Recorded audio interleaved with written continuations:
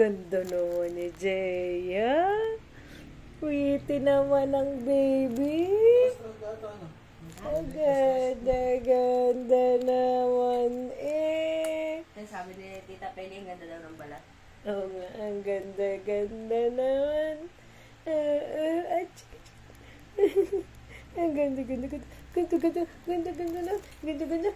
na. Hindi ka nag-iyak kahapon, kinamamat kay Papa? Hindi daw. Ha? Hindi kayo nagligalig. Oo. Bantayan daw, makakagato na lang. Ay, ilan ang mag-aalaga doon?